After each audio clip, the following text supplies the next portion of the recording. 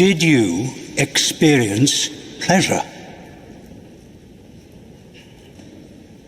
Simply answer the question. I experienced no pleasure.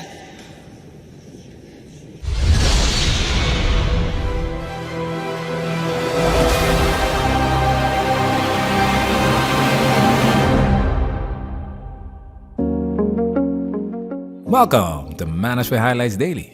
We're excited to be back doing what we love, reviewing movies from a red pill perspective. And today, we are reviewing The Last Duel, directed by filmmaker Ridley Scott. The Last Duel is set in brutal 14th century medieval France and is a gripping tale of betrayal and revenge. The film is based on true events and unravels the old speculations about the duel between Jean de Carouge and Jacques Legris, two friends who became each other's biggest rivals when Carouge's wife, Marguerite, is brutally attacked by Legris. She refuses to remain silent. Legris denies the crime, but Marguerite openly accuses him, an act of bravery and defiance that may endanger her life. The ensuing battle, a grueling duel to the death, places the fate of the three in God's hands.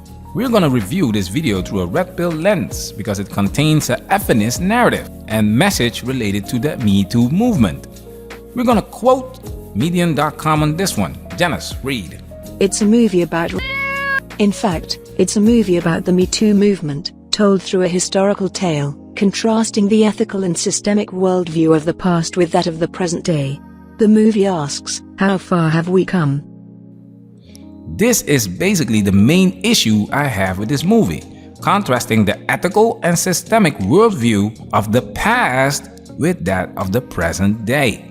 Now, before we get into this, I have to highlight something real quick.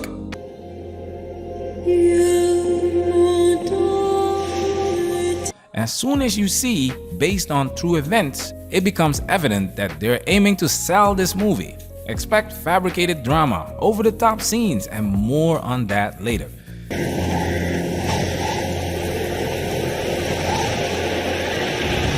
This detail is crucial. The setting is Paris, 1386, medieval times. We'll explore this further shortly. Now, here's where the movie loses some points. Small spoiler alert! You've been warned. It's structured into 3 chapters. Chapter 1, The Truth According to Jean de Carouge. Chapter 2, The Truth According to Jacques Legris. And Chapter 3, The Truth According to Lady Marguerite. Now look what happens.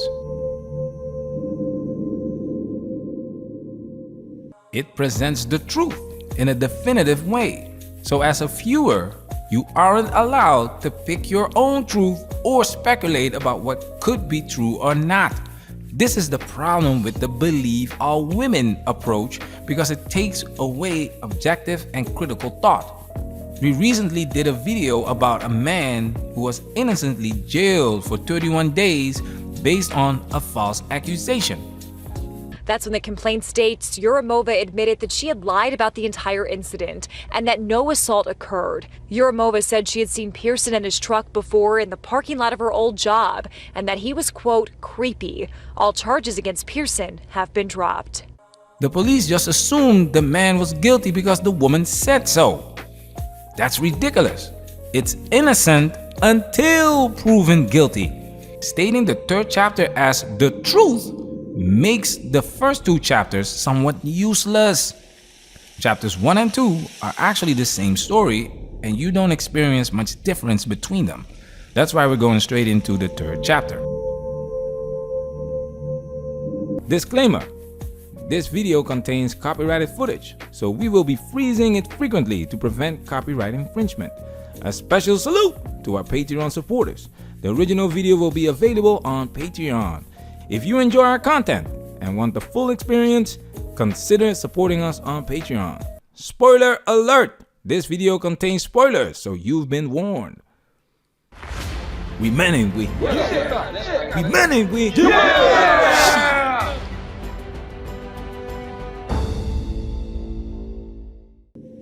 You will have 330 livres in coin, furnishings, cloth and jewels in addition to the estate at Montagudot, as well as... And what about Louis Faucon? I was forced to sell that property to Count Pierre.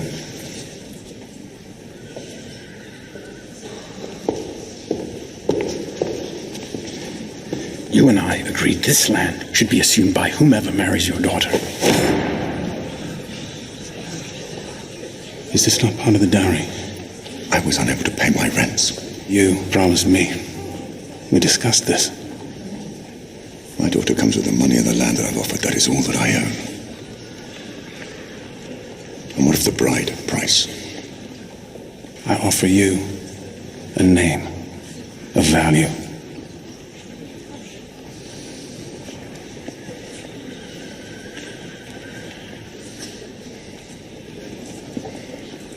I should expect she's capable of performing her wifely duties, bearing an heir. My daughter is strong and healthy, and ready to honor the marriage. The conception of an heir and children to follow shall be swift and prolific. So this is the start of chapter 3. It depicts an arranged marriage, emphasizing that Marguerite has no say in the matter. She is viewed as property, and the scene portrays her as having a problem with this. The issue here is viewing it through a modern lens with contemporary values. As we've highlighted before, this is set in 1386, medieval France. Marguerite is not an average woman. She's the daughter of a noble and lives a high-quality life compared to most people of that era. She was raised to marry another noble and did not know any different. People did not marry for love back then. This is one of the biggest reasons marriage often doesn't work in modern times, because it's based on love and romance, like Disney fairy tales. My daughter comes with the money and the land that I've offered. That is all that I own. Jean de Carouge receives a dowry from marrying Marguerite. In contrast, modern marriage offers no benefits for men, who are often at risk of losing half of their assets, whether justified or not. This is why more men are refusing to get married in modern society, because the institution of marriage doesn't work in modern society. The feminist movement doesn't mention this part of the story, because if they did, they would have no legs to stand on. That's why in The Truth, according to the Lady Marguerite, Matt Damon's character, Jean de Carouge, is portrayed as a complete a-hole towards her to emphasize the notion that this era was horrible for women.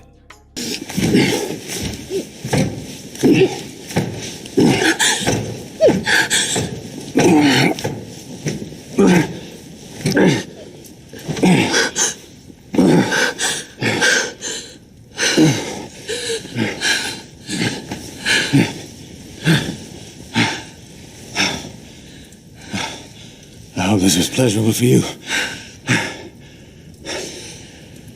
Yes, my lord, very.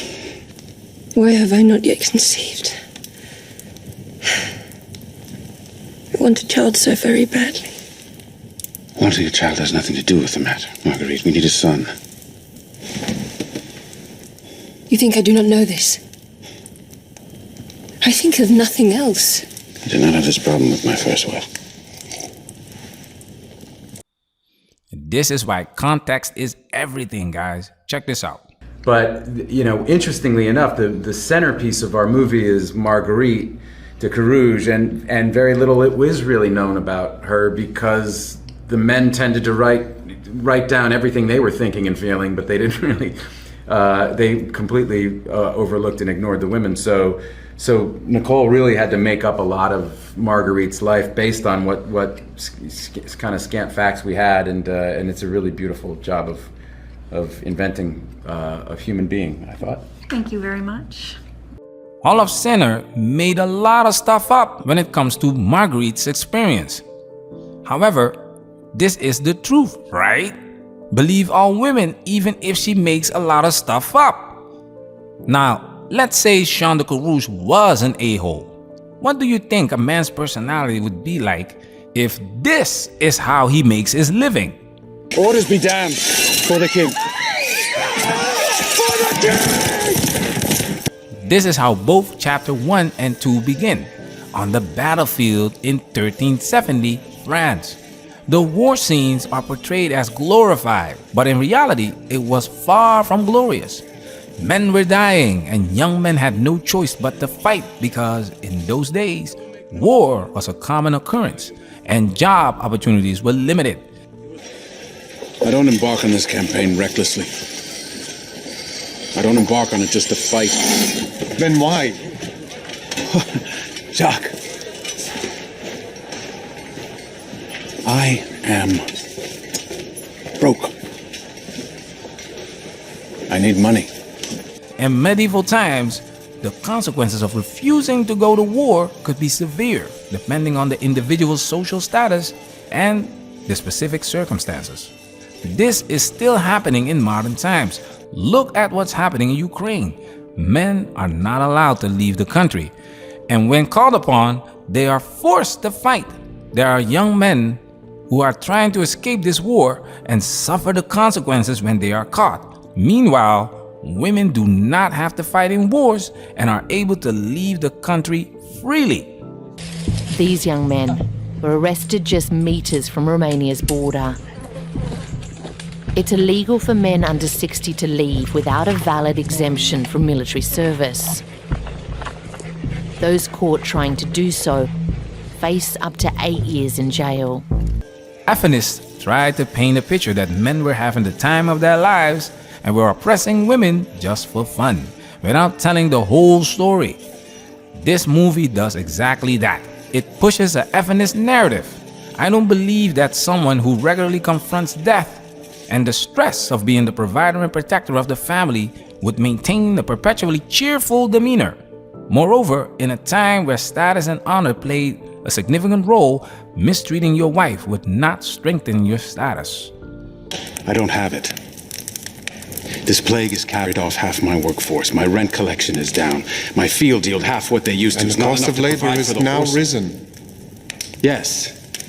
The narrative of women being victimized by men is a consistent theme, and the classic portrayal of the strong and independent woman capable of outperforming her husband in every aspect is crucial to support the idea that women don't need men. Particularly in this story, Marguerite doesn't need a husband. Henri? Yes, milady. Are the oxen not too slow? The thaw came late this year. It's been hard going for them. If we are to sow the oats in time for harvest, then we must be much faster. Should like to use the horses. Yes, but we never use the horses for that purpose. My master feels they are too valuable. They will be of no value if they starve to death this winter. See that it's done. Right away. Just to ensure their point is clear, they include it at the end of the movie.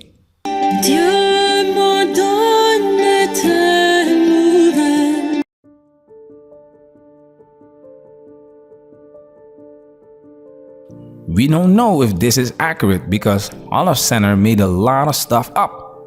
Janice, read. We gathered from research that she was really capable and educated, Holofcener says. But other than that, I made up a lot. I gave her a friend, who ultimately betrays her.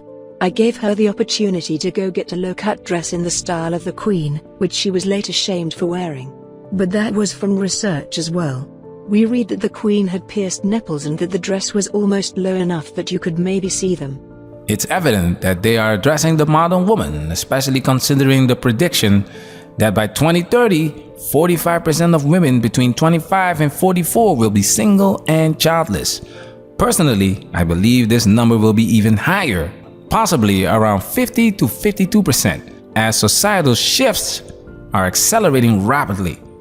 In another video, I dive deeper into this topic and highlight how the media often portrays single women as empowered while ridiculing single men as lonely and in need of improvement to appeal to women, feeding into women's unrealistic expectations of life, leaving them burned out, stressed out, and on antidepressants.